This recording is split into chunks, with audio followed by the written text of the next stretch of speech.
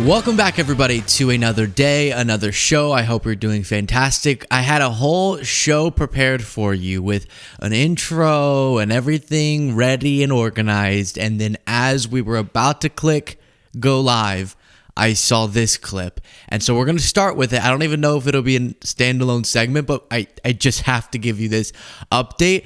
Trump is currently, as we're going live today, sitting in the Oval Office with the Japanese Prime Minister. And he says something after being asked a very important and obvious question, which is, why are you now angry at our allies for not assisting in your war with Iran if you didn't consult with them before you went offensively to war? That's not how this works. You don't just get to start a war and then be like, wait, why everyone should be jumping in and helping me because my decision is causing problems for the entire world, so it's their responsibility too. Not really.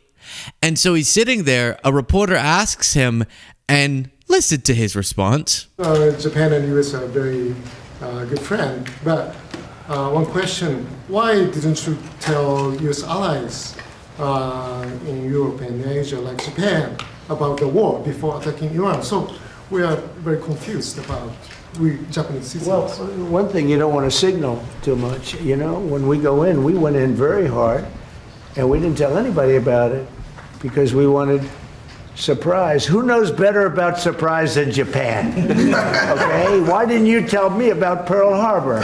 Okay? Right? You know, he's asking me, The whole room, it went, who knows better than Japan? The room was like, ha ha ha ha ha, right? Ha ha ha ha ha. Why didn't you tell me about Pearl Harbor? Right? Nothing. Oh,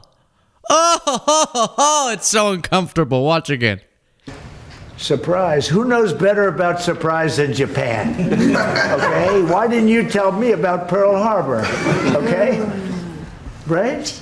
You hear audibly, I don't know who it was, but someone was like, Right?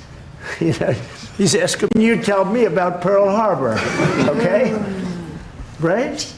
You know, he's asking me, do you believe in surprise? I think much more so than us. Hey, we get along really well with Japan in recent years. And one of the ways we do it is by going, shh, about that. Not about learning the history, but about in conversations, you're like, oh, that's not, we're not going to talk about that. We're not going to talk anything about the nuclear situation. We're just going to be like, we're buddies now, okay?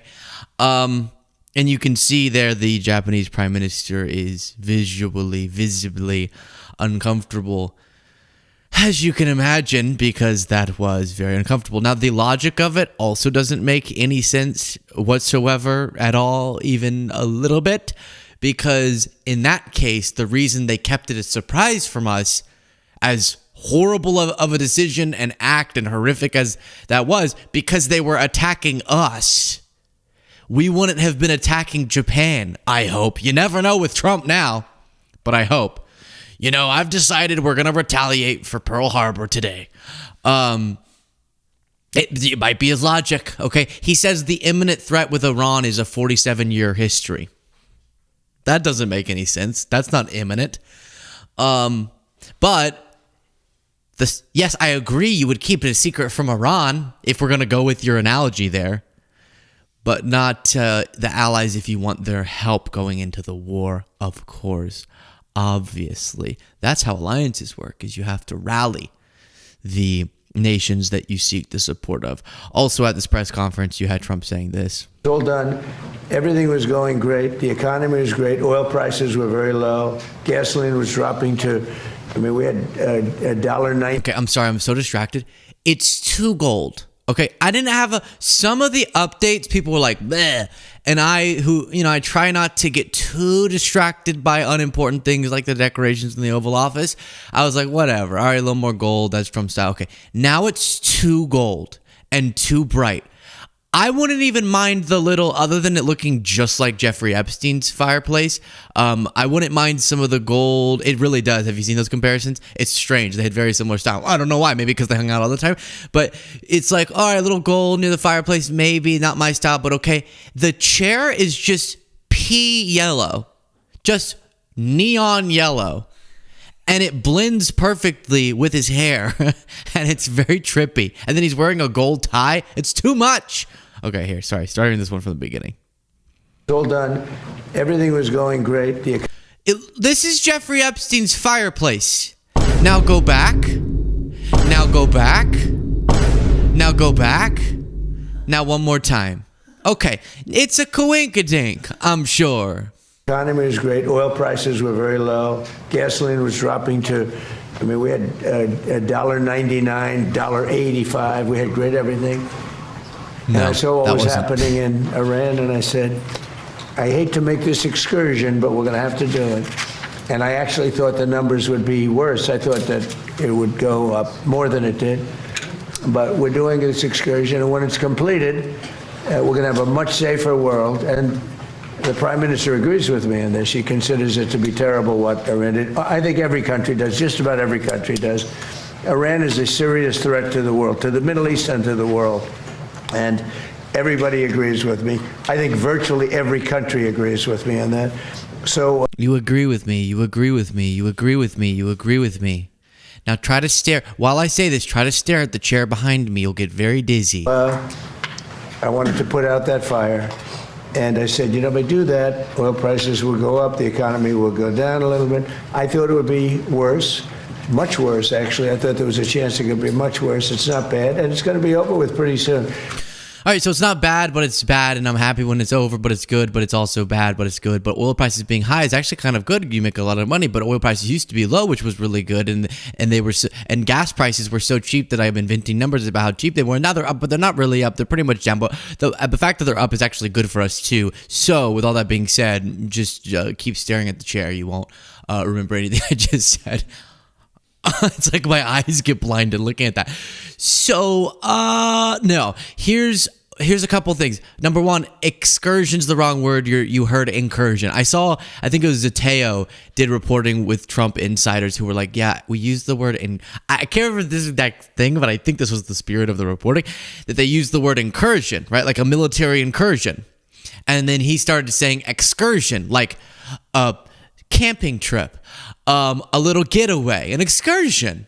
We're out in this nice place. We're going to go hike in the mountains, an excursion. And then he started using that, but reportedly none of them have the courage to tell him that he's wrong.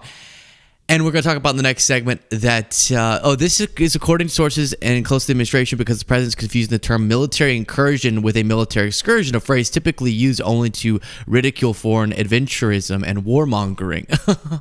Oh no. He's insulting himself accidentally. That's the breaking news presser. Now let's dive into what I had prepared for you before. Thank you all so much for being here, joining us live. Svin became a member by clicking the join button. By doing that, you then get access to every bonus show we've ever done. Don't scroll back too far. Watch the more recent ones. They're pretty good, I think, lately. No, not Moto. Said, I beg your pardon about the Pearl Harbor reference. Intuition Jin sent 5 gifted memberships, the most generous person who's ever existed. And then Sven said, first time, long time. Happy to finally be a Beasley Beastie. Can I get a McDonald's cheeseburger for old time's sake? McDonald's cheeseburger. That's right. Now let's get into this. Despite Trump's election being won off of him convincing Americans that he was going to be good for the economy and immigration would be the two big issues, but economy number one. And I talked to people who haunt me to this day who said, yes, I know he did all that stuff in trying to steal the election. It wasn't good, but maybe was there discrepancies? And I would say, stop it, you know it. And they'd say, I know it. And I would say, what about all of his threats to go after his political enemies? What about his complete incoherence on everything? What about his non-existent healthcare plan? What do you think he's going to do for you? And they'd say, but prices have gone up. And I would say, but the pandemic and we handled it better than other economies. They say, I don't care. Trump says he's going to end inflation and I believe him. I know he sexually abused that woman. I know that he's a complete fool, but he's going to bring prices down. And they believed him when he said stuff like this. Starting on day one of my new administration, we will end inflation and we will make America affordable again because the prices are too high. Affordability is a hoax. They came up with this word, affordability. He forgets that he used to use it. And I'm going to show you a Fox host in a second being like, no, wait. Guys, this is bad. To her credit. But before that, just remember, this is the imagery. These were the press conferences that convinced people Trump was going to be their economic hero. Afford that. But look at this over here. What a nice job. I think I'm going to take some of them back to my cottage and have a lot of fun. Like the Cheerios. I haven't seen Cheerios in a long time. I'm going to take them back with me. I'm going to take the Cheerios back to my little cottage and have some fun. What does that mean? Who's ever said that about food ever? Now, a Cheerio, as Seth Meyers put it, is the perfect size to have a little fun with for Trump. Not my joke. That was Seth Meyers. Okay. And then as I was trying to find that clip, I came across this remembering that Trump used to make this claim about Biden's historic job growth to try to discredit it. July. Virtually 100% of the net job creation in the last year has gone to migrants. You know that? Most of the job creation has gone to migrants. In fact, I've heard that substantially more than beyond the number of 100%. It's a much higher number than that. But so he used to try to claim, first of all, it's not even true that a majority is not. He makes up stuff about that. This was a massive boost for American-born workers, in addition to lawful immigrants, etc. But he would try to discredit the job growth because it way destroyed his performance, and it's destroying his now performance that was going to be the future in the clip that we're watching, right? Keep track, we got it. And he would say more than 100% of the job growth went to migrants, which doesn't make any sense. Aside from it being an utter and complete lie, what he's trying to insinuate, that even the insinuation's a lie, the actual figure there, he's trying to say more than all of the job growth went to migrants. So take all the job growth, who did it impact? Migrants, and then more than that. What? That's just not mathematically even possible. So then we get to a Fox Business host, and you can kind of see there's a little bit of lipstick being put on the pig by the other host, and then the other host, I don't know these people's names, jumps in and goes, no, this is not good. $5 diesel right now, Taylor. We talked about that yesterday. That's still going up. I just throw into the mix, we've got the inflation read today, okay, so go. I'm really, really not happy about this inflation report. All right. And I know it's one data point. The Fed looks through it. We try to look at 2 or 3 month trends, but this does not look good to me. And I don't like sitting here after everything we're talking about and saying, oh, well, okay, but it's just 1 month, because unfortunately March is guaranteed 95% chance to get worse than what we saw. So core goods prices are up by 0.3%. You're up 4.3% year over year. That's just core goods prices. Services inflation was up 0.6% in December, 0.8% in January, 0.5% in February. It's going down, but it's still increasing overall. Year over year, we're up 3.8% year over year.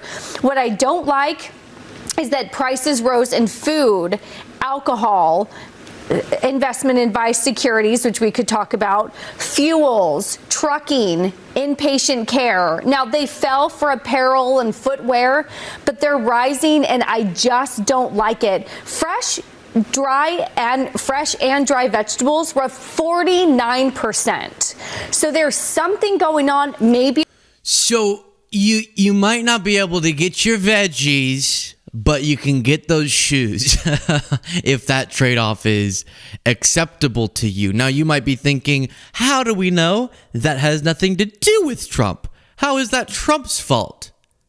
Well, here's the Fed chair. And if you look at total core inflation, it's about 3%. And some big chunk of that, between 1/2 and 3/4, is actually tariffs. So we're looking for progress on 1/2 and 3/4. Do you understand that means that more than 100% of the inflation is because of tariffs? To use Trump's math. No. So then think about it. When people go, but inflation was higher whenever the entire global economy collapsed and then had to recover, there was a bunch of supply chain issues. Yeah, obviously inflation was higher there. But if Biden had continued, or not Biden, but whoever, Jill or Kamala or something, if they had continued through into the next term, we could have expected a continued cooling of the inflation, but instead it got grabbed by Trump, by the you-know-what, as he does, and they let him do it because he's a star, and then pushed back up. Because if it's half, what did he say? A half or 3/4, then if you removed that, what would it be now? Less. Less is what it would be now if it weren't for Trump's inflation. And tariffs specifically. Not to mention the national debt has now pushed above ready? 39,000,000,000,000,000,000,000, bitch. Now Trump might think that's a big number, and that means that's good because big numbers often are good in money. That's a bad number in national debt. And that's 39 trillion, by the way, if you can keep up with my zeros. And Trump's responsible for upwards of 25% of it. Now, I don't mean responsible like he did it. But in U.S. history, we've accumulated $39 trillion in debt, okay? And more than a quarter of that was accumulated while Trump was president, either this term or his first term. And they tried to convince us Republicans were the fiscally responsible ones. It is truly a fraud. It's a fraud what they try to convince people of. A little bit more from Jerome Powell, who's always very zany and exciting in these press conferences. People are already seeing gas prices. Gas prices are up almost $1 a gallon. We hope that isn't for a long period of time. And, of course, people will feel that. But I don't want to speculate about what that might mean because, honestly, that would sound like I have some idea of what's actually going to happen, and I don't think anybody really does. We're going to see. Jerome Powell, right? He's like the I know stuff guy. That's who Fed chair's like, hey, I'm going to tell you some stuff, and then I'm going to make decisions that impact the entire global economy. I can move around interest rates, which is really powerful, and I know stuff, and I read. Jerome Powell reads. Look at him. He reads a lot, and he knows things, and even he's like, we don't know what the F's about to happen. Now he's referencing the war, the impact on energy, which then impacts inflation broadly, is all based on Trump's whims. And so we don't know and what's going to happen with the Strait of Hormuz or Strait of Hormuz, as it's also worded. So even Jerome Powell is feeling what we all are. This is the Fed chair, okay? This isn't some rando. And he's going, I don't know what to say, ladies and gentlemen. I have no clue what's about to happen any better than you do. So that's exciting and scary. Sirius has been a member for 13 months and said a lucky 13 months. Hi to Luke, Jaden, and CBC. And hello, Beasley, folks. Love to see it. A reminder that as we go through, if you're watching this live, if you're not, that's okay. We leave it up. You watch it whenever you'd like. You put it in your pocket. You eat it later. Great with me. But if you do happen to join live, then you can become a member by clicking the join button on YouTube, and they'll read out your name and thank you, as well as reading super chats. Let's do a little bit of a cold open here. Okay, ready, set. I'm going to go. Sources are saying that Joe Kent, the former director of the United States National Counterterror Center, this is from Semaphore, he just resigned. He's now under FBI investigation for allegedly leaking classified information. And the investigation predates his departure. Congressman, your reaction to that tonight? We'll get to Congressman's reaction in a second there, but this is major news. So Joe Kent, who was the director of the National Counterterrorism Center, who Trump said he always knew was bad on security, so then he appointed him to the director of the National Counterterrorism Center, and he resigned over the Iran war.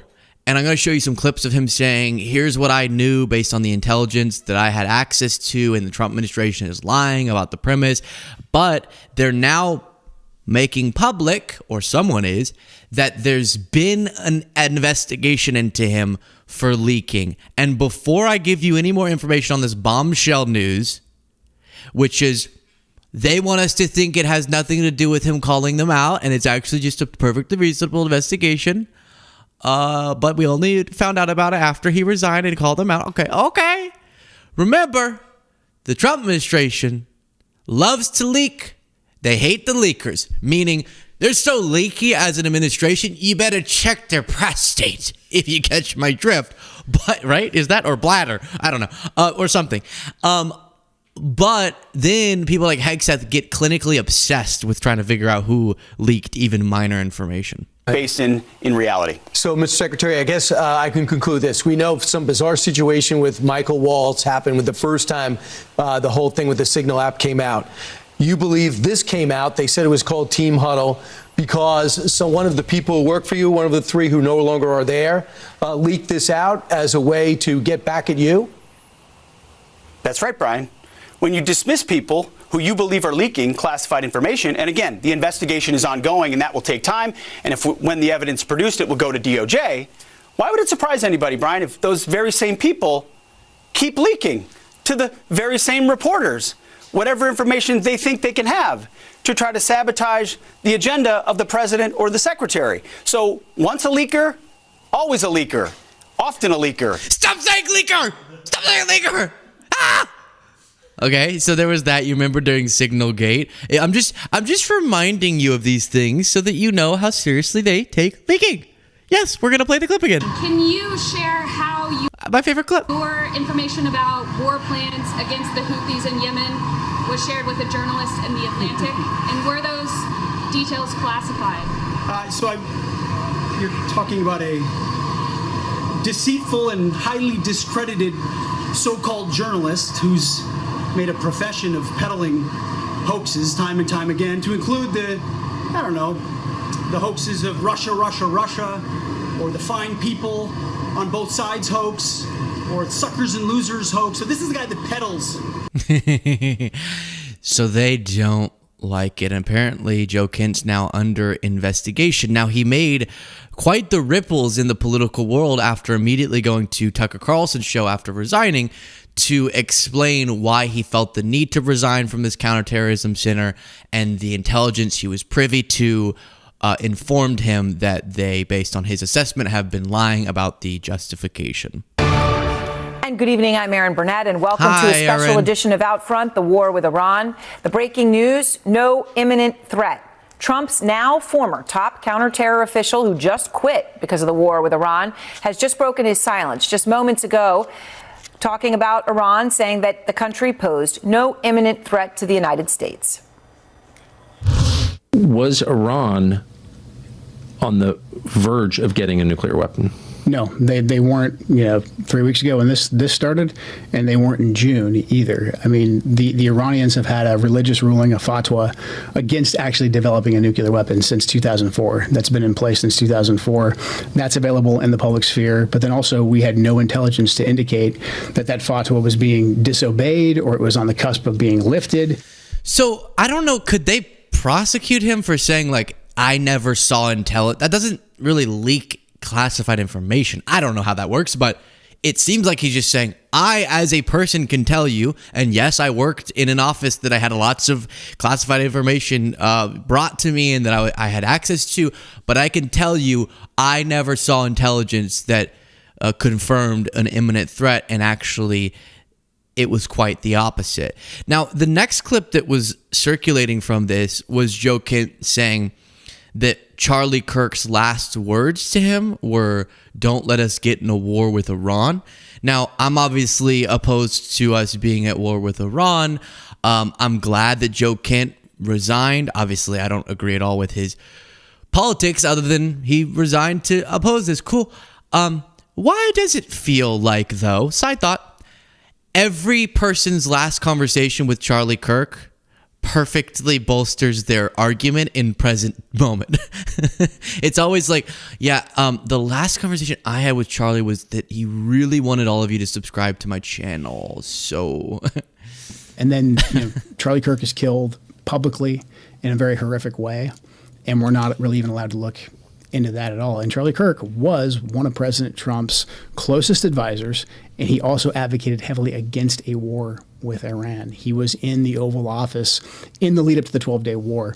I wasn't particularly close with Charlie. He was very gracious to me when I was running for Congress, very, very supportive. So we knew each other. And the last time I saw Charlie Kirk on this earth was in June in the West Wing, in the stairway. And I said hi to him, and he looked me in the eye, and he said very loudly, and it's a small, you've been in the West Wing, it's small, it's a tight space. And he said, Joe, stop us from getting into a war with Iran. Very loudly. He was single-minded. And he walked off, and he went, I believe, into the Oval. So when one of President Trump's closest advisors, who is vocally advocating for us to not go to war with Iran. So then he kind of goes on to connect it to, like, he doesn't feel that they were able to investigate enough the Charlie Kirk assassination, how he believes. What he was insinuating was maybe there was more to it than what meets the eye, and right?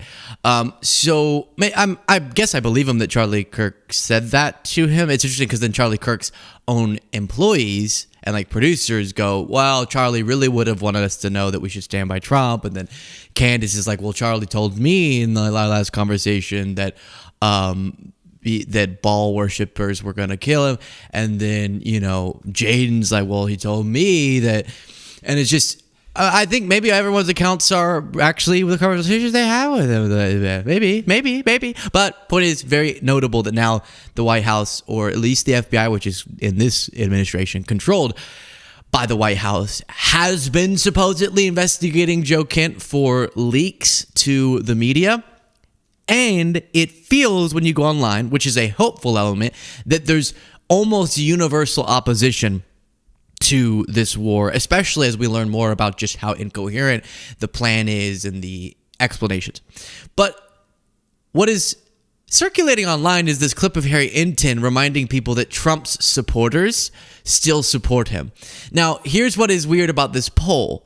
It asks MAGA Republicans if they still support Trump, and all of them say yes. But being a MAGA Republican is asking if you support Trump. So then all this question was do you support Trump? Okay, so then do you support him? Yeah, sometimes you look at the polling data and there are numbers that just jump off the screen at you, and this is one of those. Because just take a look here. MAGA GOP view of Trump. Approve 100%. If you are a member of MAGA in the GOP, you approve of Donald. So I don't know how insightful that is, but then he goes on to say, like, the MAGA base hasn't shrunken, the percentage of people who say they're MAGA. So maybe some of this is online, but I think there is, and polling shows this, real opposition. Majority of the country oppose this war. That's very notable because normally when we start a war, there's like a rallying effect, and then once it drags on, people stop supporting. But right now, already, there's a majority of Americans not supporting this. But yeah, people who identify as MAGA, meaning like Trump supporters, then still support Trump. That's the most unsurprising thing ever. But it is scary to remember that still like 30% of the country, based on the next poll he shows on this, identifies as MAGA. So then if you put the two polls together, you have a MAGA base that's about the size of what it was before, or like a year ago, and that base supports Trump still. When it feels like you look online and the entire base is fracturing. But I do think there's a real fracturing among the block of people who wouldn't go, yeah, I'm MAGA, but who vote for Trump. Like I referenced before, I had a conversation with someone who would never in a poll say, I'm MAGA, but they voted for Trump 3 times. And that's who we're reaching, I think, and that's who is being swayed by Trump's failures. If this late in the game you still identify as MAGA, Trump could drone strike your house and you'd still support him at this point in time. So I don't really care too much about those polls, but you have Republicans overwhelmingly backing Trump over Tucker. So, and Megyn Kelly's survey showed that 83% of likely Republican voters still support Operation Epic Fury. Okay, I mean, hey, Republicans, get your act together. I don't know what to say. And then I'm just giving you kind of lots of people, us, many independents, some Republicans don't support what Trump's doing, recognize his failures. Fox Business host. I did not mean to say that. It's not like I said that was. I said host. Oh my gosh, that's crazy. That's not what y'all understand. Fox News host was not able to, put a lipstick on the thing. And so, with all of that being said, many MAGAs still support Trump, including MAGA Democrat John Fetterman. Look at him getting mad at a reporter for asking a very fair question. I don't know what happened, John Fetterman. He is now just MAGA, but he says he's a Democrat. Senator, sort of a different question. The president has indicated that his timeline for ending the war could be decided kind of based on... Oh, are you drop site? Yes. Yes, okay. Hey, I Based celebrate, all those Iranian leadership killed. I want you to run that. Okay, and so you're part of this weird anti-group, so I absolutely celebrate, as they keep wasting all those Iranian regime leaders. I'm not sure how you guys feel about that. Do you see following me with the phone, it's just like, let's find a new way. But now I'm very supportive of Epic Fury. So these weird gotcha in the halt things. So do you see the timeline of the war being a problem if we're... She's asking about the timeline of the war, which everyone's wondering about. And John Fetterman says, I don't know why you're doing these gotcha questions. I'm happy that they're wasting, which you're not playing a video. Wasting, really? Come on. All these Iranian regime leaders. That's not the question. The question is about the timeline, because there are plenty of cases where you'd go, this leader has done horrible things and I wouldn't feel bad if they died. But if we look at the consequences of us doing it, they could be even more destructive for us, for our soldiers, for the civilians in the country at issue, and for the geopolitical landscape. But it's not, I don't expect John Fetterman to engage with that, obviously. All right, next story is really fun, but before we get to it, Dr. Nils Rasmussen said, I vote for Luke's fandom to be known as Bezos. No. I put my foot down there. Many of the things I'm fine with. Bezos? Really? You're going to make me sound like weasels, like you're a bunch of weasels? You don't want that. Jared Frank said, last thing Charlie said to me was buy more pep. Okay, if you're just tuning in now, it's not Jared or my fault that he's making that reference. It's that this is what all of the MAGAs seem to do with his last words. But he brought it up. Go to drinkpep.com. Family, business, myself, my two brothers who are both currently serving active duty in the military. We created this product so you can have gut-friendly, no artificial sweeteners, junk, the chemicals that get put in so many energy drinks, but still get that energy boost. Drinkpep.com. Deliver it straight to your doorstep. That's the orange dreamsicle flavor that you're seeing there.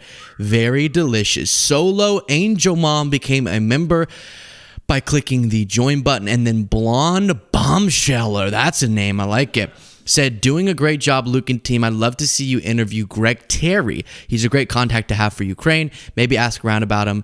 Jake, Bro, and other supporters know and respect him a lot. Yeah, I'll look into him. I hadn't heard of him, but I'm sure some of the people I know there know him. Bunny Galore, happy birthday. Woo!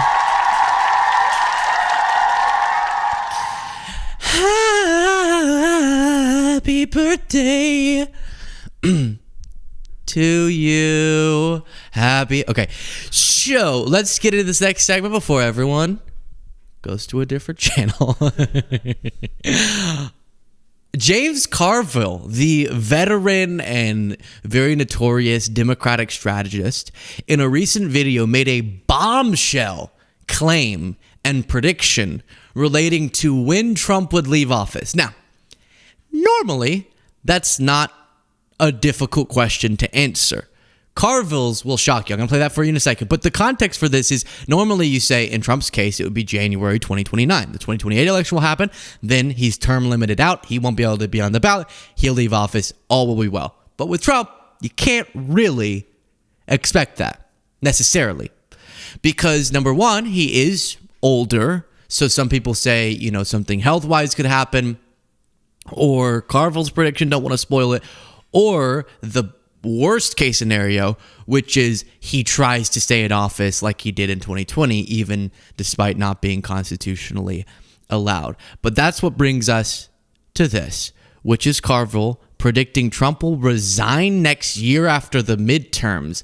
What? So let me play the clip. You can take that down just for a second, Jaden, and then I'll tell you what I think about it. And everything that he tries blows up in his face. And I'm telling you, I think he's just going to quit next year about this time. I think he's just going to fucking walk away because the Democrats control the House and the Senate. No one's going to pay attention to him. The fiscal condition of the country is beyond in the ditch. The Iran thing has turned into just a catastrophe of the first order. So, everyone has a podcast now, baby. It's something. Now, so he's saying Trump's going to be so exhausted and worn out and sad and bummed out that he's just going to resign next year. Within the year, he's going to resign. I, with love to James, do not think that's going to happen at all. It would be awesome if he did. I guess. I mean, then J.D. Vance would become president, and maybe that would help him with running himself. So I don't actually, maybe there's downstream consequences of that. But point is, obviously, yes, in a vacuum, I'd love for Trump to resign right now. But people made this prediction his first term. I think Cenk Uygur did. Maybe Michael Cohen predicted Trump was just not going to run because he's too humiliated. And others made like similar predictions, and they've always been wrong because everyone always underestimates Trump's narcissism. He's not hearing that things aren't going well. You can't contextualize his decision making based off of what we're all actually observing empirically. He's surrounded by people who do cabinet meetings with him where if they glazed him any more thoroughly, they would literally be touching him with their lips on his groin. Like, if they went any further than the way that they speak about him in those cabinet meetings, you would have to put it behind a paywall on OnlyFans. So he's not hearing that this is a disaster for him. The midterms, do you know what? Because then you go, well, he'll have to see it if Democrats sweep in the midterms. He already has gone through that before, where the midterms are a backlash to him in his first term. And kind of honestly, in the 2022 midterms, there was a backlash to these extreme Trump candidates that really hurt Republicans in the midterms.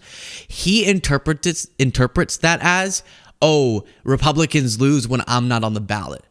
And those down ballot races only do well whenever I'm on the ballot. So yeah, they lost, but that's just because I wasn't involved enough. If I were involved more, they would have done great. He won't interpret that as a backlash to him or a failure. He'll just figure out a way in a narcissistic, distorted way to bend it around as further justification for why he's so wonderful. And then the reason that I've been saying, aside from Trump's general detachment from any dedication to our Constitution, our institutions, and our democratic process, that he keeps musing about running for an unconstitutional third term, is not, honestly, some of you get mad at me when I say this, which is so weird. I'm not saying he wouldn't do it. I do think he would. He's Trump. He doesn't care about our Constitution. Yes, of course he would. Morally, he wouldn't have a problem with it because he's not moral. But I happen to believe he doesn't have an intention to run for a third term. The reason I think he talks about it so much is because, as James referenced, he is petrified to not be the center of every conversation in politics all of the time. And once the midterms happen, if he becomes effectively a lame duck and Democrats have the House and the Senate and they're making his life a living hell and can't really get anything done, and then the conversation quickly shifts to who's going to be the 2028 nominees. Oh, the presidential debate, and Trump's not on the stage, and it's Marco Rubio and JD Vance, and on the other side, it's all these different people. Newsom versus AOC versus Luke Beasley, like whatever it ends up being. And then he's going to be like, oh, the news keeps talking about Luke Beasley and not me. And then he's going to go crazy. And that's why he wants people to kind of, as late as possible, be going, Trump, is Trump going to try to do this? Trump, because he can't even imagine. That's why he immediately started running for 2024 right after he lost the 2020 election, is he needs to be at the center of the conversation, and it kills him when he's not. So him resigning and us going, phew, bye, and moving on to a different discussion would be the last thing that he would do, is my assessment, with humility, grace, and love. All right, you have Bent saying, don't blame it on sunshine, don't blame it on the moonlight, don't blame it on the good times, blame it on the boogie. Right. Bunny Galore said that made my day. Thank you so much. Thank you. Sirius said my name is actually Nicole. Easier to say than Sirius. So what would you like your community to be called? We need a club name with merch. Nicole, I'll try to remember that when I see yours pop up. I really appreciate you sharing that. What did I say I liked the best? Beasley's bitches. No, Beasleyites. I like Beasleyites. Kind of sounds like you come from a part of the world called Beasleyland. A lot of people were lobbying for the news twinks. Do you want to do the sound? Could you switch to his position? You could go home, Jade. Thank you so much. Danny G Democracy member for 10 months said, can you please wish my wonderful friend Joanne a happy 80th birthday? 80th? Amazing. She'd be thrilled. The only news show she watches is yours because of the humor. Luke, Jade, and CBC, y'all rock. Thank you. That is just, gosh, y'all are so amazing. Happy birthday, Joanne. Much love to you. Thank you so much for watching. Okay, now we get to a less fun topic, but I promise we'll get back to the fun. Pete Hegseth continues to feel that his primary obligation in press conferences is not to clear up anything for the American people, but to berate the media for how they're doing a terrible job. I'm going to play that for you in a second. It's always just him throwing a temper tantrum at the media for not being nice enough to him. But before, he did make a shocking announcement or confirmation about something we saw reported, which is on top of the already $1 trillion military budget, the Pentagon's going to go to Congress and say, can we get another $200 billion because of this war? And with that as well. As far as $200 billion, I think that number could move, obviously. Up. It takes money to kill bad guys. So we're going back to Congress and our folks there to ensure that we're properly funded for what's been done, for what we may have to do in the future, ensure that our ammunition is, everything's refilled, and not just refilled, but above and beyond. I mean, President Trump, as he said, rebuilt the military in his first term, didn't think he'd use it as dynamically in his second, but he had. So thank goodness he did that. And an investment like this is meant to say, hey, we'll replace anything that was spent. And now that we're reviving our defense industrial base and rebuilding the arsenal of freedom and cutting deals like our great deputy secretaries here. Yeah, you're just saying a bunch of random stuff. So yes, that's the big confirmation. And then he says it might move. He didn't say it might move down. He said, yeah, $200 billion, that's a starting point. Okay, we might go up, but we just didn't want to shock people. $200 billion. That is more than double what they cut from Medicaid annually. So they told you can't have health care. People might have to go bankrupt because they had some sort of unforeseen and not their fault medical issue, because we just don't have the money for Medicaid. But we do have more than double of that for a war, just for now. And maybe they'll go with more later. You have Alex saying, remember that 20 million people saw their healthcare premiums double because $30 billion was too expensive for the Republicans in Congress. But now we get to him. Remember whenever, I'm going to show you this clip, and he was angry at the media for saying the war was escalating, or I think the term he used was intensifying, and that's so dishonest. And then I'm going to show you him contradicting himself. Yet some in this crew, in the press, just can't stop. Allow me to make a few suggestions. People look up at the TV and they see banners, they see headlines. I used to be in that business, and I know that everything is written intentionally. For example, a banner or a headline, Mideast war intensifies, splashing on the screen the last couple of days, alongside visuals of civilian or energy targets that Iran has hit, because that's what they do. What should the banner read instead? Pete Hegseth has a huge... How about Iran increasingly desperate? Okay, so what are you writing headlines for the media now? The media should be doing titles exactly what we want to do. Actually, we're going to remove people from the Pentagon who don't report the way that we want. He actually did that. Oh, and we're also going to attack with the FCC any outlets that do coverage that isn't patriotic enough, which just means agreeing with them, which is not patriotism. Oh, wait, you're describing state-run media, Pete, and that's not your job, is to regulate what they say and do. But he got mad just, I think that was yesterday or a couple of days ago, at a headline reading, "The war intensifies."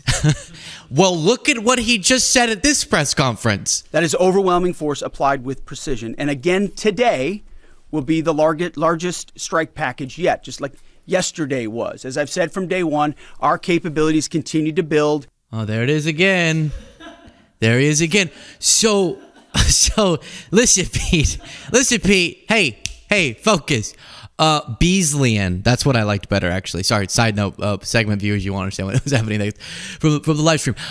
So listen here. What would you describe the largest bomb package, or what did he call it, strike package or whatever, happening today, just like how yesterday was the biggest, meaning each day it's getting bigger? Intensifying, no? The term you took issue with? Or take that down. Oh gosh, he needs to stop doing that. Besant said this. On the military, last night was the biggest night for strikes thus far in this campaign. As we move into days 19 and 20, we keep escalating the military campaign. We keep escalating. But it's propaganda, according to Pete Hegseth, for the media to say that the war is intensifying, even though he likes to brag that it's getting more intense. Interesting. Then you have this. The world, the Middle East, our ungrateful allies in Europe, even segments of our own press should be saying one thing to President Trump. Thank you. Gosh, I want to puke all over the screen. I want to go blah, blah, blah, blah, until literally my intestines come out of my mouth. That's what that makes me want. Everyone should be saying thank you to Trump. Sickening. Now, look at this reporting. Denmark was reportedly preparing, just hold on to this fact and I'm going to tell you why it's relevant, for a full-scale war with the U.S. over Greenland in January, with military support from France, Germany, and Nordic nations. Elite troops and F-35 jets with live ammunition were sent, and runways were to be blown up to prevent an invasion. As Trump was threatening to invade Greenland, our own allies were preparing to militarily defend Greenland from the U.S. That's how hostile Trump had acted. To which Miles Taylor responds, "Dear White House, when you're wondering why we don't have friends anymore, it's this. You are incompetent idiots and you are destroying the West." How are you going to make them flood resources thinking you're about to invade a U.S. ally to grab up Greenland, or as Trump called it, Iceland, and then turn around and be confused as to why they don't want to leap to your help? I don't need to play this for you, but Pete Hegseth attack is dishonest, and fine, we'll play it. Let's see. What is he saying? I stand here today speaking to you, the American people, not through filters, not through reporters, not through cable news spin. A dishonest and anti-Trump press will stop at nothing. We know this at this point. To downplay progress, amplify every cost, and call into question every step. Sadly, TDS. I don't want to hear any more of that. TDS. That. Actually, I'm going to go back to John Fetterman in a second, because that just reminded me of something he said that made me so angry. But the media questioning you at every step is literally the job of the media. Journalists' job is literally to question you at every step. That's what they're there for. You can put out press sheets. What are they called? Press things. Why can I think of press releases? You can put out press releases. You can release official memos. You can make public statements and further your talking points. That's not their job, just to take your talking point and go, yep, that's what they said. No, they're supposed to then question it. There's supposed to be a check to power. And then he tries to make this about how it's TDS. Much like John Fetterman, who's supposed to be a Democrat and ran as a progressive. Who do you think leads the Democratic Party today? Oh, we don't have one. I think the TDS. I think that's the leader right now. Right now our party is governed by the TDS, and now it's made it virtually impossible without being punished as a Democrat to agree something's good. Or I agree with the other side, and I would define that by epic fury. I am the John. And then Foxy's hosts are like, Democrats should just be more like John Fetterman. Really? A fraud? Someone who completely flipped around after he got elected. And again, you were elected, John. You were. So they act like, well, we have to serve the president. No, you don't. You are in power too. And one of the reasons you're in power is to be a check on the White House. That's how we break up the power. It's the structure of our government. And then some people just unilaterally disarm and go, oh, I don't know, we should let Trump do whatever. So also, if you have TDS, which I am a proud sufferer of, it's rational. Trump derangement syndrome. How would you not be deranged by Trump? How would you not feel deranged, insane, disoriented, angry, irrationally angry even, given what Trump has done to this country? Perfectly reasonable. I like Beasleyans. Why are y'all saying all the... I said Beasleyites earlier. I didn't mean that. I don't like that. I didn't mean that. I mean Beasleyan. That's cool. It's like, I'm a Beasleyan. Let's go. George! Right? Aquan Thrux. Jared sold Qatar an airbase in Idaho, of all places, for $2 billion and a 747 flying harem.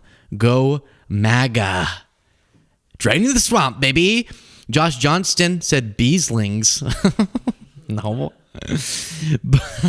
Bobby Slacks. Love you, Luke, Jaden, and Clean Beautiful Cole. The whole chump term is one big boom. Intuition Jen said Hegseth wants the press to lie and spread propaganda. Exactly. Bubby of the Mountain said, yo, just got off the spectral telephone and Kirk says we should be called the beeswax. That's nasty. So someone get a Q-tip because we got beeswax over here. Bunny Galore said, what about the bees hive? Isn't the beehive like Beyonce's thing? I got corrected on that one time. I tried to claim it and Beyonce called me and she was like, how dare you? And I said, all right, I have more fans than you, but okay, let's get all situated for this one. And we're gonna have a little bit of fun with it, okay? Piers Morgan has found an interest in what's described as the manosphere of these young male influencers who often peddle in a lot of low tier, lowest common denominator, scapegoating, and the women are your problems, or this racial group is your problems. And then attached to that, they'll do like, you gotta be fit, which is fine, good, to encourage people on that, but also you gotta put, right, that whole thing, okay, you know, the Andrew Tates, the claviculars, etc. Well, there's one that I've never heard of. You right now. That Piers Morgan just recently interviewed, and it went completely off the rails, which is a guy by the name of Harrison Sullivan, or HS TikTok is his at. Let's just go ahead and have nuclear war, right, don't we? So this guy ended up showing a photo of Piers Morgan's wife during the interview, so then Piers Morgan cut it off. My question is, what are we doing? What is Piers hoping will come out of these sorts of interviews? Because these manosphere red pill figures, if that's what this guy is, again, I don't know much about him, but they they win when they get you to freak out, number one, or when they just troll you and everything's not serious and they're kind of mocking you. But then Piers is handling it like he's interviewing, the Queen or something.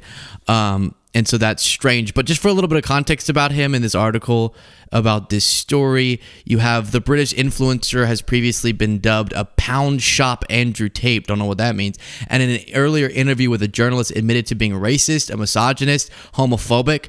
He initially built a following through fitness content before pivoting to videos focused on wealth building, including crypto trading. And I guess he was being confronted where it got kind of escalated on Morgan saying that he was brazenly homophobic. Yeah, I'm sure he is. Okay, so here's the part where it all went off the rails. I couldn't care less about your silly little insults. It's like a 2-year-old. Why would I care? A 2-year-old. Listen, sir, I don't know why you come on and you talk like you're holier than thou. As soon as you're away, all right, let's who's this? Applications are open. All right, let's just that's your ting, bro. That's your girl. Let's end this, please. Cooked. You know what? I'm not doing this. Sorry, guys. It's pointless. See, he's happy because that's what this is for. That's what he wants to get to, is to get the journalist, the Piers Morgan host, to try to handle it seriously. So what did you mean whenever you said that you would disown your child if they were gay, which is one of the things this guy said?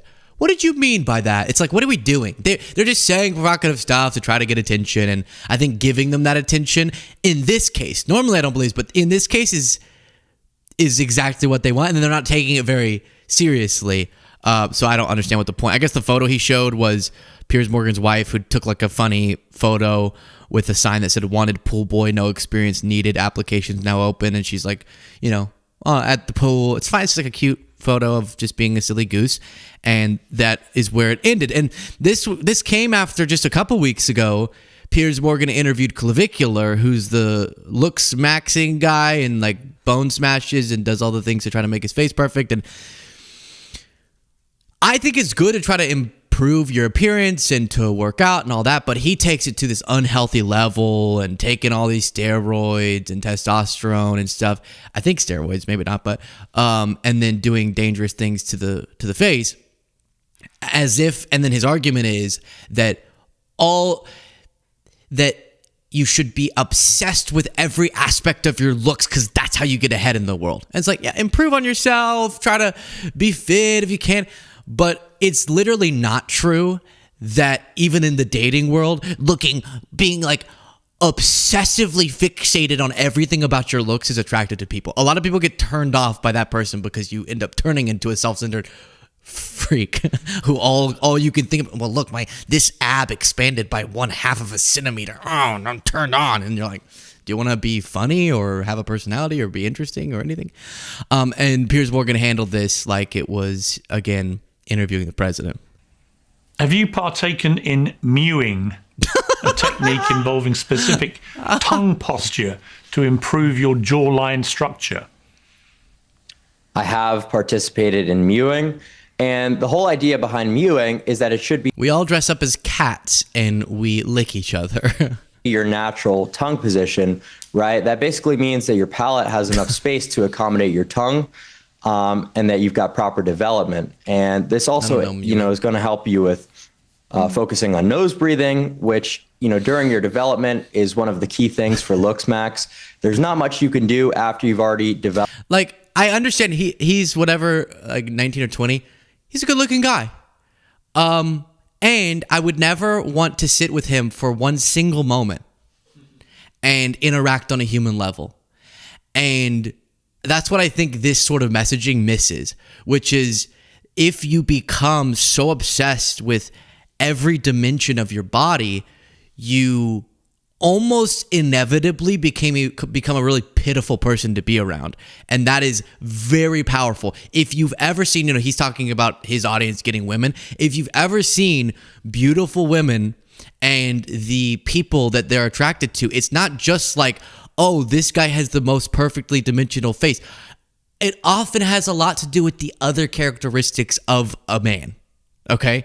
And those get sucked out of any of the advice that Mr. Clav gives.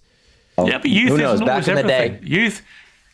A lot of women find the older dude. A lot of women find the older dude more appealing than the young, pimply youth. You know. Well, absolutely.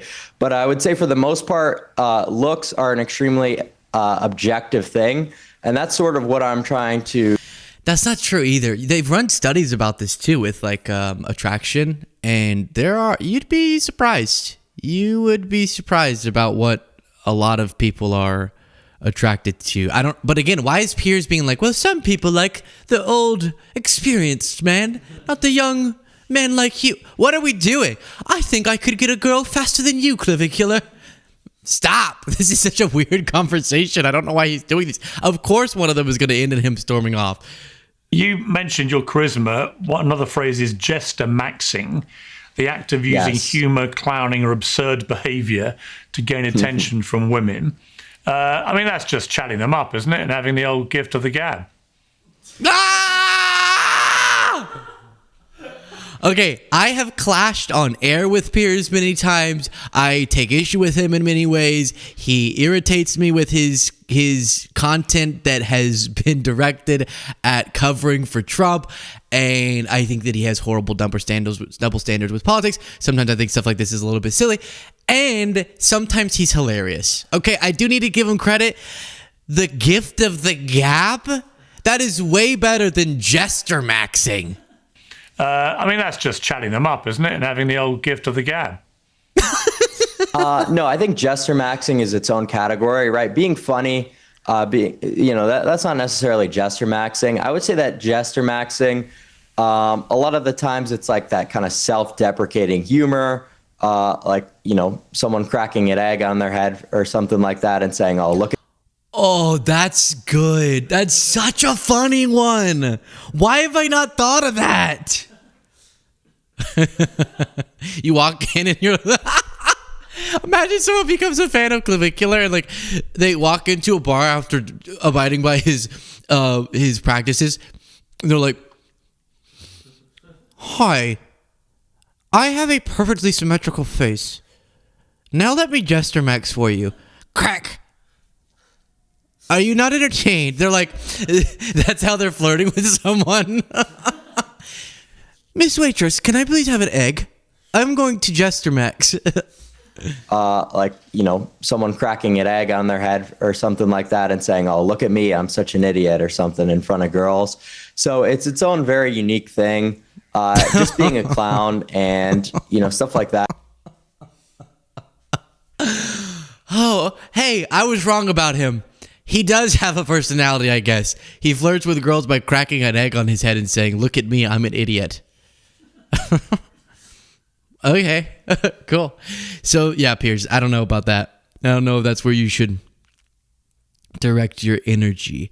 Soren says, TDS is a very real thing. I just don't think we're the ones suffering from it. That's so true. The people who have TDS, meaning they're deranged by Trump, are the ones who support him so much that they become deranged in their analysis. Intuition Jid said the Beasley bunch. That just sounds too like, woo, yay. This has to be like, whoa, right? Where people go, oh, shoot, what's that noise? Oh no, it's the Beasleyans. But Beasley bunch is like we're all about to go to brunch. Kiko Cappy. I don't know what war we're going into, like as a community, but I want people to think that we could. God bless America. Yeehaw! Yeehaw! I can't think of something. I'd spend 20 seconds trying to think of something funny to say. Beasleyans unite! It's like, oh shoot! Play it one more time. Crack! I'm an idiot. Thank you, Clav. That really worked. Kiko Cappy said the Beasley baddies. I do kind of like that. I mean, not like permanently, not for the branding, but for like between us. If you a baddie, then you a Beasley baddie. Bobby Slack said, I just like thinking of myself as Beasley's best. Guys, Bobby's saying that he's the best. Trophy wife said Beezers. Okay, we don't need to keep going on this. It's funny, just by bringing this up, super chats are flooding in. We got to have this debate more often. Christopher McCain said pound shop is British equivalent of dollar store. Oh, really? How do you not giggle every time you go? Hey, honey, would you like to go to the pound shop? I'm going to try that. I feel like that will be interpreted very differently if I say that to my partner. Michael, you want to go to the pound shop?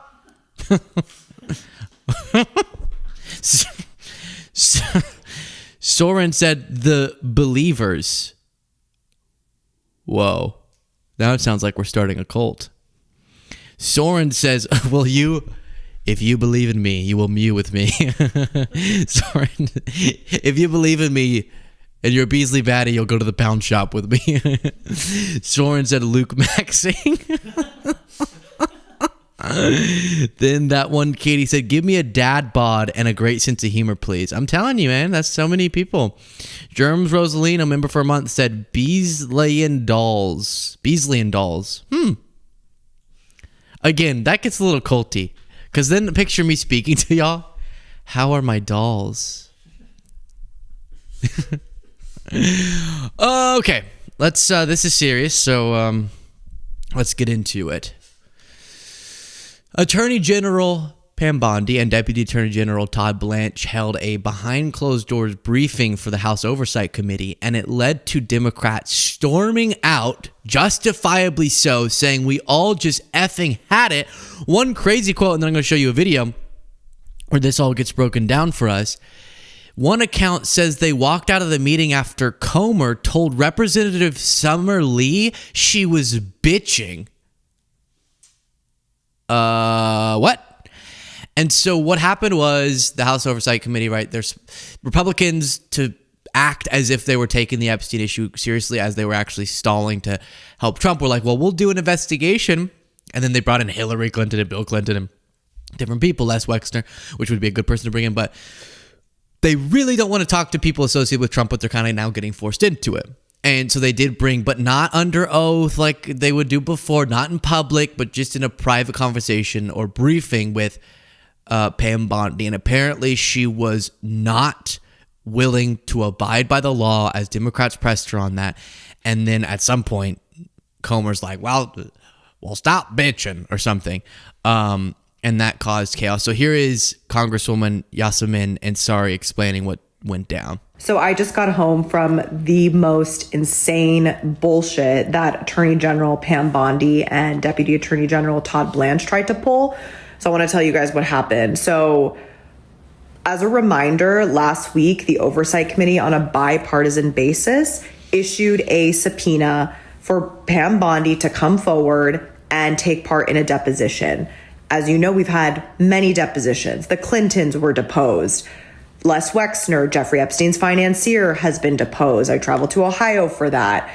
We've had Epstein's accountants deposed. There are many people that are being deposed as part of this investigation. And given Pam Bondi's refusal to release the entirety of the files and all of the other things she's done as part of this cover-up, she was deposed.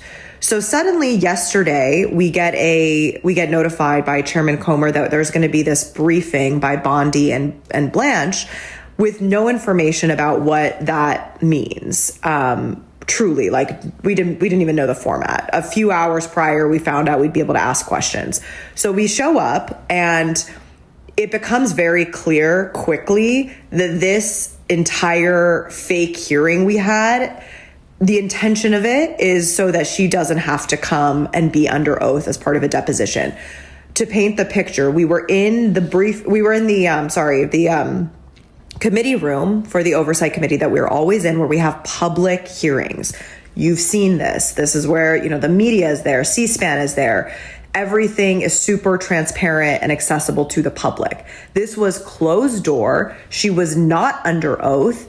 It was not being transcribed. It was not being recorded. And there was no briefing. They didn't even do 5-minute opening statements. It was just 3 minutes of each of us asking questions. And we decided to not take that at all. And we just kept asking her over and over again, do you intend to follow the law and come forward in front of this committee under oath? This lady would not answer the question. She was being so defensive. She was, I mean, I don't know how they thought this was going to go well, because they just looked even more guilty of a cover-up in the way they were acting and the fact that she literally would not commit to coming forward. And then my colleague, Congresswoman Lee, directed her question at Chairman Comer and said, Chairman Comer, are you going to ensure that Attorney General Pam Bondi comes forward? And if she doesn't, what actions are you willing to take? He decided to use that opportunity to say that she was bitching. And that's when we all just fucking had it and walked out. And this is unacceptable. And I look forward to seeing Pam Bondi on April 14th. That is insane, okay? And out of control. I understand why they walked out. And what's the point? She's going to do the same nonsense if you don't put her under oath again. Because you need that threat of perjury, right? If she lies. And I think she's already been caught lying under oath. But she probably had to be prosecuted by herself. But later, you could prosecute her later for perjury once a different administration gets in, which I think would be justified if you can catch her in a clear lie, because there's been so many. And then I don't know how the law works here, but are you allowed to prosecute someone for being so absurd that they should be prosecuted? Like, can you be prosecuted for saying you're talking about Epstein to distract from the fact that the Dow is at 50 thou? Like, I think that is worthy of a prosecution. I don't know, like public indecency, maybe. I would much rather someone be peeing on the sidewalk. Oh, you know what? One time I saw two people. I can't remember if it was online or in person, but I saw two people under like a blanket, without a home, people who were going at it on the street. That was public indecency, but I was like, whoa, you got motion in the ocean like I don't have, if you understand what I'm saying. And I'd much rather watch that than watch Pam Bondi say, you're trying to distract from the fact that the Dow's at 50,000. By the way, so could you bring those charges against her to public decency? I don't know. I'm not a lawyer. I don't know, but someone else smarter than me can figure that out. By the way, the Dow's not above 50,000 now. Whoa. And so now she can't use that excuse. But can you imagine Bondi's insane secret Epstein briefing descends into chaos, and then Comer jumping in and being like, you're acting bitchy, is really offensive.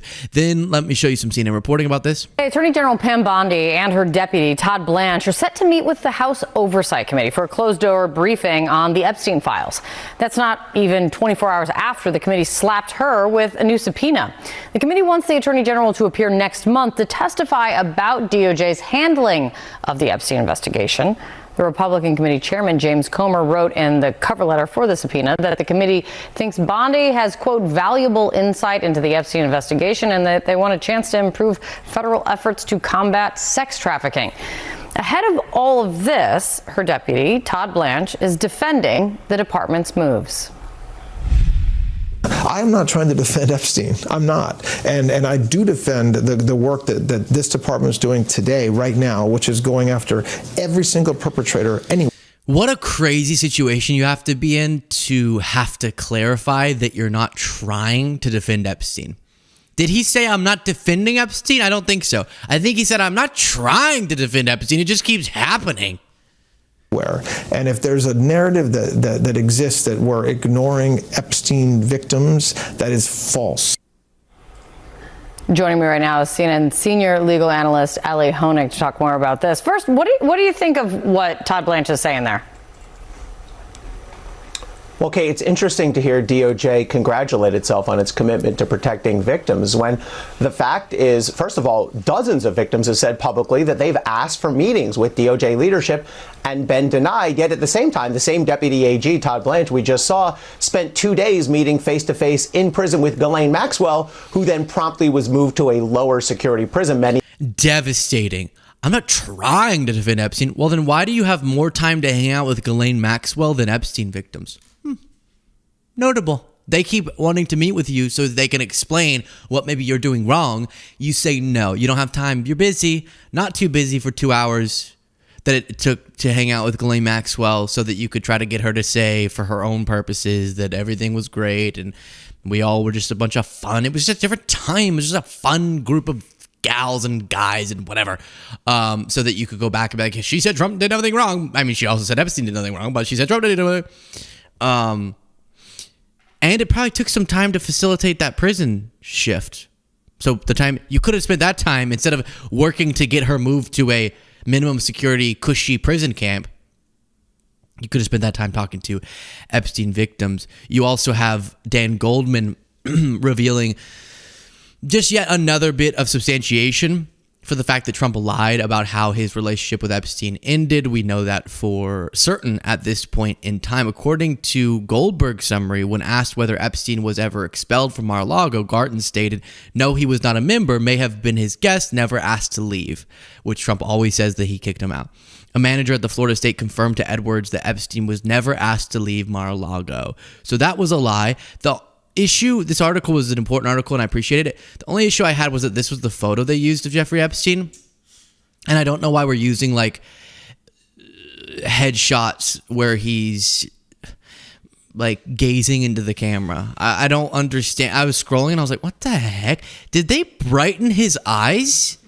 There's no way that you airbrush, Ross Story, did you airbrush his blemishes and brighten the color of his eyes with a close-up shot where he's seductively gazing into the camera?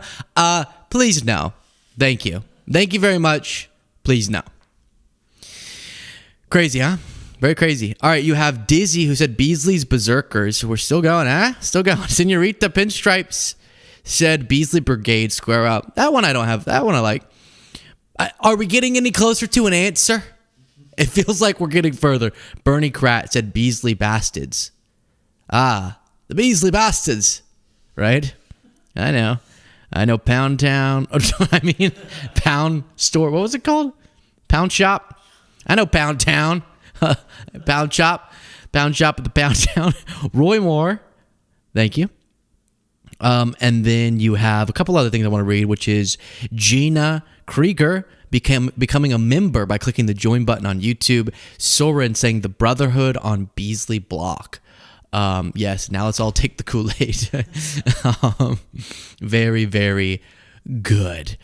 One more story. Can you imagine? Is this 8? Who's stopping us? Nobody? Oh, my boss is calling. Hey. No, I'm not doing that. I'm not doing that. Hey, can we keep going? Sure, you sexy son of a gun. I'm my own boss. Do you get it? Okay, so with all of that in mind, let's dive into this. Jessica Tarlov, friend of the show, once again did what she does on Fox News' The Five, and the other hosts sat gobsmacked. So what's going on? The context of this clip, I'll play it for you, but first there's a lot of background I need to give you. James Tallarico now is the Democratic nominee for Senate in Texas. Huge race. The fact that Republicans are even panicking about it is stunning. You would expect just Texas red. But there's a real shot Tallarico could win, and that is awesome. I think I was pretty clear even in past races. Like, I'm hopeful, but it'd be tough. With Tallarico, I'm hopeful, and I think it's very doable. And that's causing the folks in Texas to spiral and Republicans nationally to freak out because they lose Texas in the Senate race and just bye-bye, okay? But what's kind of further exacerbating their concerns about this race is that on the other side, so Tallarico got the nomination. Now, who his opponent in the primary was, Crockett, and Democrats are uniting around Tallarico. On the other side, you have this vicious primary that's still ongoing between Paxton, who's horrible, and Cornyn, who's bad. I would probably say less bad than Paxton. I don't know how you get worse than that, but bad, and worse, and having a lot of affairs on the Paxton side. And so that's creating a perfect storm for Tallarico to win. What do Republicans do, though, whenever they come up against he's like progressive, but he also comes off pretty moderate, and he's a very Texas guy, and he's Christian, and he's not really offensive, and he's a uniter. Like, how do you portray him as a scary candidate to the voters of Texas? You can't really, but they're trying by digging up the most obscure old posts of Tallarico and being like, he's too woke. Which, by the way, it doesn't work anymore, guys. That whole, they're woke and they're going to make your kids trans. People are done with it. We'll get back to arguing about that when we're not at war. We'll get back to arguing about that when there's not a full-on assault on our democratic institutions in the First Amendment. We'll get back to debating over whether or not drag queens should be in this place or that place when the economy is better, okay? The Biden blessing, okay? I'm not saying it was all blessing, but the aspect of Biden that was a blessing was that things were smooth enough that we got to argue about those other things. That was actually a blessing, guys. Fox News. And it doesn't work anymore, and people have much more pressing concerns under Trump. So Tarlov, first I'll show you in a conversation with Tallarico, asked him about some of the things Republicans are circulating online to try to call him far left and extreme. He responds, and then I'll show you her confronting her co-host on The Five with that information. Past comments, past tweets, things that you've said. And since I work in conservative media, I guess you're a defender now. So I want you to help me out because this is what my incoming looks like because of you. So I'm so sorry. I still love you, but you and Gavin Newsom are complicating my life, to say the least. So we've got white skin gives me and every white American immunity from the virus. So this is an old post of Tallarico's during 2020, which again, what did I say before? You can't pull any posts from 2020. We were all drunk and we were all shocked by the state of things, and Trump was president, so it's all his fault. So we've got white skin gives me and every white American immunity from the virus, but we spread it wherever we go through our words, our actions, and our systems. We don't have to be showing symptoms like a white hood or a Confederate flag to be contagious. Most one from 2020. Yeah. And I think an important thing to recognize with all the attacks that are coming from MAGA toward our movement right now, all of them depend on taking these things out of context. All of them depend on cutting some of the quotes before they end or cutting them at the beginning to kind of paint them in the worst possible light. And so in that case, it was a tweet that was part of a larger thread about how we all have a responsibility to combat racism. And so would I word it differently? Would I use a different metaphor? Maybe, but I still believe that racism is wrong. And I still believe that we all have a responsibility to combat it. And I think it's telling when some people are triggered by that. And so I, of course, looking back at some of these old statements from years ago, would maybe word them differently or communicate them differently. But the values that I hold are still the same. Love it. I got another one for you.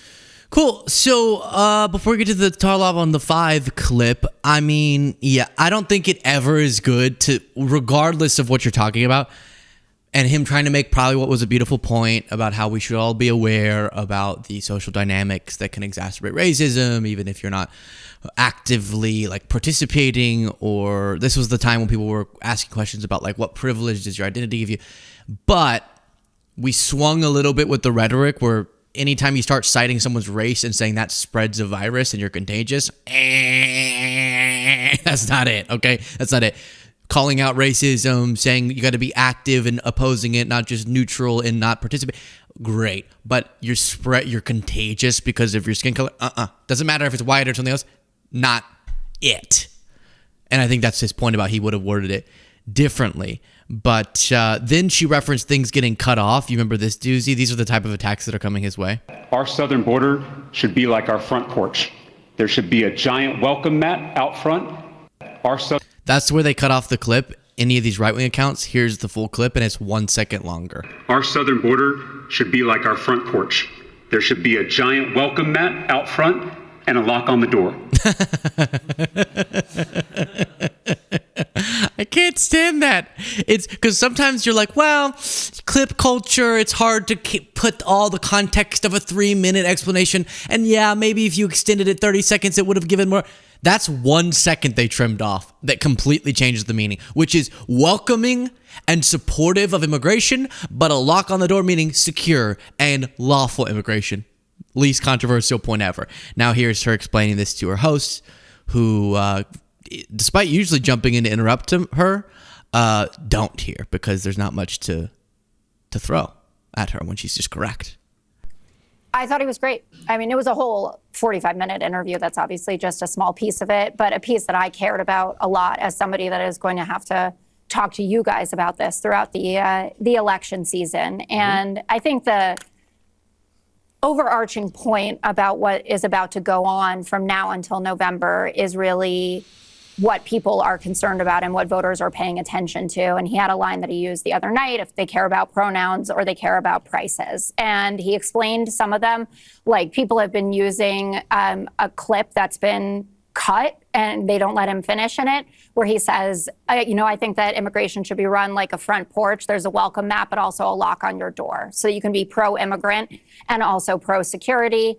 He said, I wouldn't have phrased some of these things in the same way, but I think that you're going to have a very hard time making the case that this guy is just a wackadoodle when you look at his policies. He's not a straight Medicare for all guy. Again, he's talking about That's not wackadoodle, but okay. Immigration, that we need tough border security. And I would also add that as this is going on, so people are trying to frame him in this light, the primary on the Republican side, you have John Cornyn out today with an ad about Ken Paxton and his love shack. So it's Ken Paxton driving in a convertible with all of his various mistresses towards the place that he's going to bed them. And then the fact that John Cornyn represents the old guard. And this was one of the main points that Tallarico was making. So Texas has been living under one-party rule for decades, and it has not gotten them anything good. They have higher poverty rates than the national average, higher uninsured rates. The average wage in Texas is lower than the national average as well. And John Cornyn is the summation of that problem. He was also elected when Tallarico was in middle school. So if this is a change election, which they have been for the last several years, then I think that just focusing on something he wrote in 2020 is not going to help the Republicans much. No, I don't think so either. Again, that works better when you're running campaigns in a stable environment where like Biden's the president, but then you're sort of like, oh, when was the last time I saw him? You're like, well, then we get to, genders, how many genders, man? But whenever people are really faced with the reality of Republican governance, I think it's easier for them to focus on the issues that impact everyone. The lower third Chiron on this is Fox is so wacky. It says, Tallarico stands by comments. Dim says, God is non-binary, 6 genders, trans need abortions.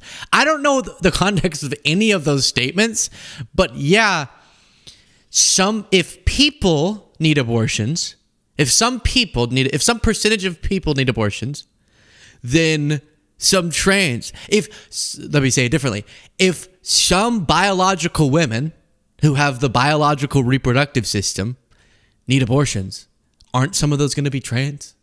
Just statistically less than 1%, right? Okay, so that's weird. That's not controversial. God is non-binary. We did a whole bonus show on that. You can go find it if you're a member by clicking the join button. It says, is God a man? And I just made clear that I can't believe in God if he doesn't have a penis.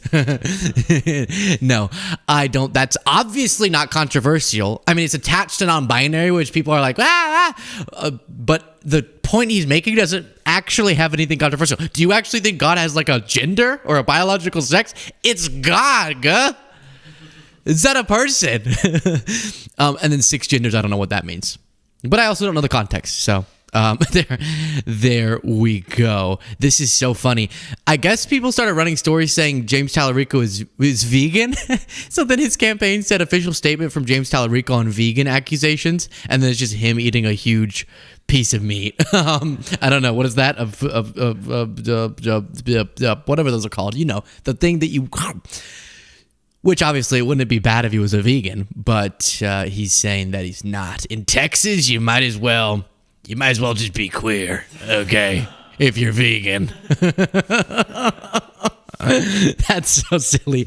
But anyways, yeah, so I think Tallarico is building something pretty special. Not as special as what we're building here. Aw, love you guys. Such a fun day.